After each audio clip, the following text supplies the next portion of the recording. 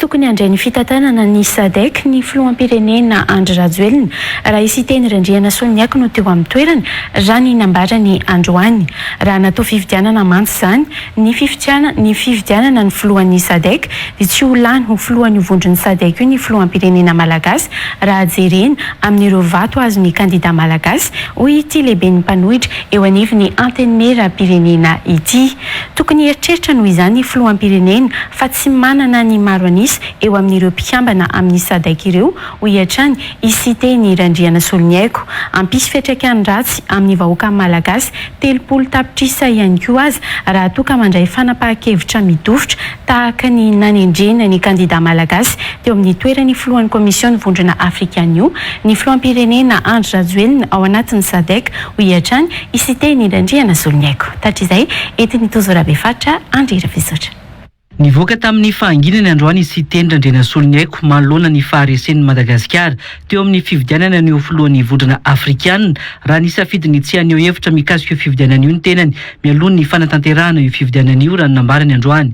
Ho fanajana ny samy maha malagasy mandray anjara amin'ny fifidianana no tsy nanehoana hevitra hoy isiteny Randriana Soloniako. Za manokana aloha tena mbola tsy nanao commentaire avant l'élection an'iny fifidianana commission Union africaine iny. Ny antony za mpanohatra ary tsy tiako mihitsy hoe isiteny Randriana Soloniako misy malagasy milatsaka dia manohitra an'izay zavatra zay. Zay aloha zavatra voalohany.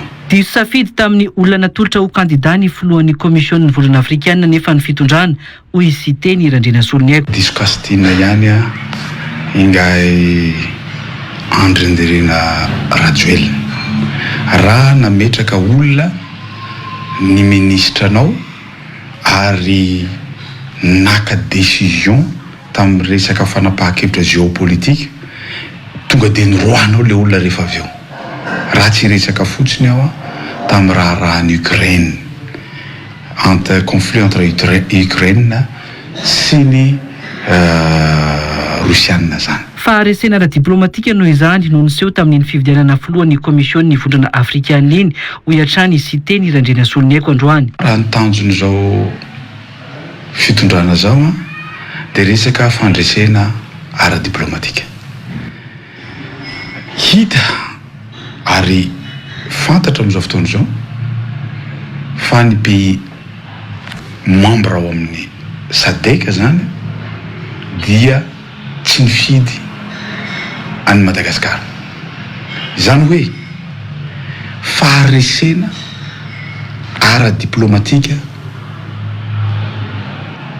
iny zavatra élection seho iny ary manimba ny fitantanana ataony inga Andry Rajoelina amin'ny taritana ny SADC io. Tsy ho naharesy mihitsy mantsy Madagasikara hoy isiteny Randriana Soloniako rehefa tsy naharesy lahatra ireo firenena arabo sy ireo firenena amin'ny teny espaniola eto Afrika. Za miresaka aminao zao président Union africaine de judo. Fatako tsara mihitsy géopolitika eto Afrika. Fantatro hoe reto mitambatra reto mitambatra eo amin'ny 10 eo ny fitambarana eto Afrika. Ka raha tsy manana telo amin'ireo ianao aza manantena ianao andeha lavitra. Tsy tokony handray fitantanana ny SADC io noho izany ny filoham-pirenena Andry Rajoelina ho hiatrany isiteny Randriana Soloniako. Tsy manana ny maro anisy eo anivon'ny vondrona io mantsy ny filoham-pirenena araka ny nomariany. Raha iza président Andry Rajoelina dia tsy nandray an'io fitantanana SADC io. Satria zany raha misy élection zany tsy natao direction tournante io zavatra io fa raha nisy élection dia tsy lany zany Rajoelina. Vokany 16 ny pays membre 10 nandehanan'iny vatony Madagasikara ny afara 5 ny vato Madagasikara rehefa avy eo.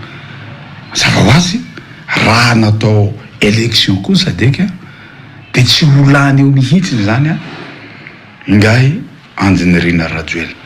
Tokony mieritreritra tsara dia an'izao alohan'ny handraisana an'io ingay Randriana Rajoelina fa tsy manana majorité izy amin'ireo membre ny SADC.